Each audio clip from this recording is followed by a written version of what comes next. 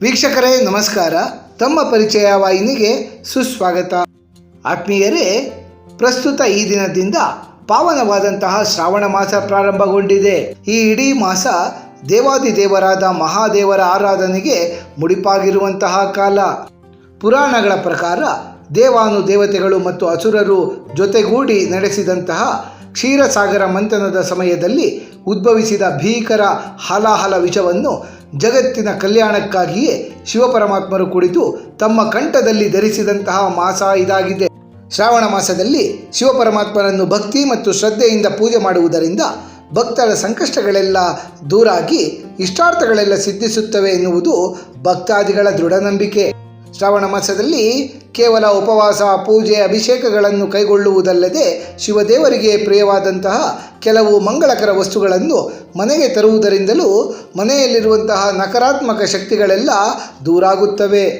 ಶಿವದೇವರ ಸಾನ್ನಿಧ್ಯದ ಸಂಕೇತಗಳಾದ ಈ ವಿಶೇಷ ವಸ್ತುಗಳನ್ನು ಶ್ರಾವಣ ಮಾಸದಲ್ಲಿ ಮನೆಗೆ ತರುವುದರಿಂದ ಸಾಕ್ಷಾತ್ ಶಿವಪರಮಾತ್ಮರೇ ನಮ್ಮ ಮನೆಗೆ ಬಂದು ನೆಲೆಸಿದಂತಹ ದಿವ್ಯ ಅನುಭೂತಿ ಉಂಟಾಗುತ್ತದೆ. ಮಹಾದೇವರ ಆಶೀರ್ವಾದದೊಂದಿಗೆ ಮನೆಯಲ್ಲಿ ಸುಖ, ಶಾಂತಿ, ಆರ್ಥಿಕ ಅಭಿವೃದ್ಧಿ ಮತ್ತು ಉತ್ತಮವಾದ ಆರೋಗ್ಯ ನೆಲೆಸಲು ಈ ವಸ್ತುಗಳು ಪ್ರೇರಣೆ ನೀಡುತ್ತವೆ. ನಮ್ಮ ಈ ಪ್ರಸ್ತುತ ಸಂಚಿಕೆಯಲ್ಲಿ ಶ್ರಾವಣ ಮಾಸದಲ್ಲಿ ಮನೆಗೆ ತರಬೇಕಾಗಿರುವ ಶಿವ ಸಾನ್ನಿಧ್ಯವಿರುವಂತಹ 5 ಪ್ರಮುಖ ವಸ್ತುಗಳ ಕುರಿತಾಗಿ ಮಾಹಿತಿಯನ್ನು ಬಿತ್ತರಿಸುವವರಿದ್ದೇವೆ.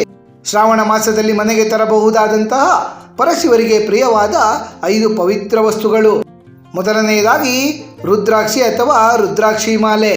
ರುದ್ರಾಕ್ಷಿ ಎಂದರೆ ರುದ್ರರ ಕಣ್ಣೀರು ಎಂದರ್ಥ. ಶಿವಪರಮಾತ್ಮರು ಲೋಕ ಕಲ್ಯಾಣಾರ್ಥವಾಗಿ ವರ್ಷಾನುಗಟ್ಟಲೆ ತಪಸ್ಸನ್ನು ಮಾಡಿ ತಮ್ಮ ಕಣ್ಣನ್ನು ತೆರೆದಾಗ ಅವರ ಕಣ್ಣುಗಳಿಂದ ಆನಂದ ಬಾಷ್ಪ ಭೂಮಿಯ ಮೇಲೆ ಬಿದ್ದು ರುದ್ರಾಕ್ಷಿ ವೃಕ್ಷಗಳಾದವು ಎಂದು ಶಿವಪುರಾಣ ಉಲ್ಲೇಖಿಸುತ್ತದೆ. ಹಾಗಾಗಿ ರುದ್ರಾಕ್ಷಿಯನ್ನು ಶಿವದೇವರ ಸಾಕಾರ ರೂಪ ಎಂದು ಪರಿಗಣಿಸಲಾಗುತ್ತದೆ. ಶ್ರಾವಣ ಮಾಸದಲ್ಲಿ ಶುದ್ಧವಾದ ರುದ್ರಾಕ್ಷಿಯನ್ನು ಮನೆಗೆ ತರುವುದು ಸಾಕ್ಷಾತ್ ಶಿವಪರಮಾತ್ಮರನ್ನು ಆಹ್ವಾನಿಸಿದಂತೆ. ಶ್ರಾವಣ ಮಾಸದ ಯಾವುದೋ ಒಂದು ಶುಭ ಸೋಮವಾರದಂದು ಅಸಲಿ ರುದ್ರಾಕ್ಷಿಯನ್ನು, ಅದರಲ್ಲೂ ವಿಶೇಷವಾಗಿ ಏಕಮುಖಿ ಅಥವಾ ಪಂಚಮುಖಿ ರುದ್ರಾಕ್ಷಿಯನ್ನು ಮನೆಗೆ ತಂದು ಅದಕ್ಕೆ ಹಾಲಿನಿಂದ ಅಭಿಷೇಕವನ್ನು ಕೈಗೊಂಡು ಪೂಜಾ ಕೋಣೆಯಲ್ಲಿರಿಸಬೇಕು.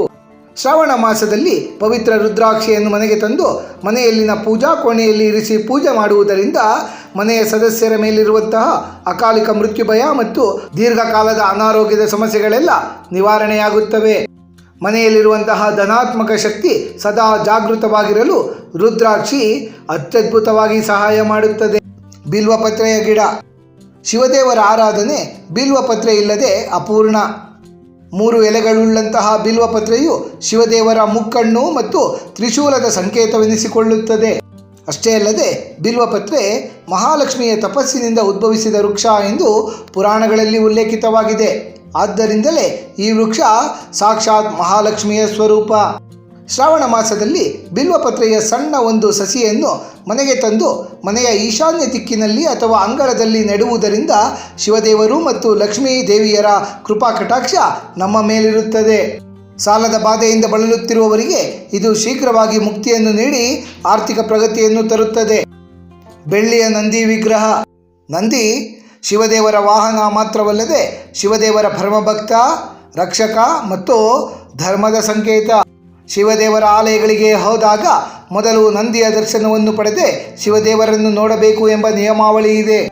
ಶಿವದೇವರು ಸದಾ ಧ್ಯಾನಾವಸ್ಥೆಯಲ್ಲಿರುವುದರಿಂದ ಭಕ್ತರ ಪ್ರಾರ್ಥನೆಯನ್ನು ಶಿವದೇವರ ಕಿವಿಗೆ ಮುಟ್ಟಿಸುವ ಮಾಧ್ಯಮವೇ ನಂದಿಯಾಗಿರುತ್ತಾರೆ. ಶ್ರಾವಣ ಮಾಸದಲ್ಲಿ ಬೆಳ್ಳಿಯಿಂದ ಮಾಡಿದ ಸಣ್ಣ ನಂದಿಯ ವಿಗ್ರಹವನ್ನು ಮನೆಗೆ ತಂದು ಪೂಜಾ ಕೋಣೆಯಲ್ಲಿ ಶಿವಲಿಂಗದ ಎದುರುಮುಖ ಮಾಡಿ ಇರಿಸಿ ಪೂಜಿಸಬೇಕು.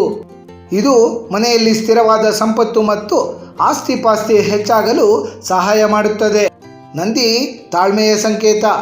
ಮನೆಯಲ್ಲಿ ನಂದಿಯ ವಿಗ್ರಹ ಇಟ್ಟು ಪೂಜೆ ಮಾಡುವುದರಿಂದ ಕುಟುಂಬದ ಸದಸ್ಯರ ನಡುವೆ ಇರುವಂತಹ ಭಿನ್ನಾಭಿಪ್ರಾಯಗಳೆಲ್ಲ ದೂರವಾಗಿ ಶಾಂತಿ ನೆಲೆಸುತ್ತದೆ. ಗಂಗಾಜಲ.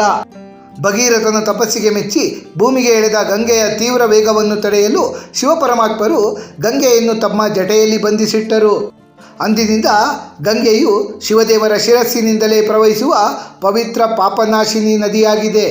ಶಿವದೇವರಿಗೆ ಗಂಗಾಜಲ ಎಂದರೆ ಅತ್ಯಂತ ಪ್ರೀತಿ.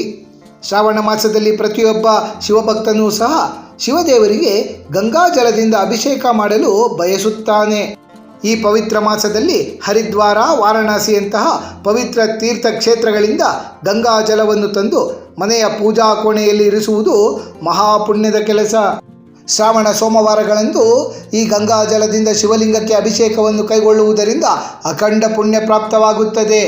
ಮನೆಯಲ್ಲಿ ಗಂಗಾ ಜಲವನ್ನು ಇಟ್ಟು ಪೂಜಿಸುವುದರಿಂದ ವಾಸ್ತು ದೋಷಗಳು ಸಹ ಸಂಪೂರ್ಣವಾಗಿ ನಿವಾರಣೆಯಾಗುತ್ತವೆ.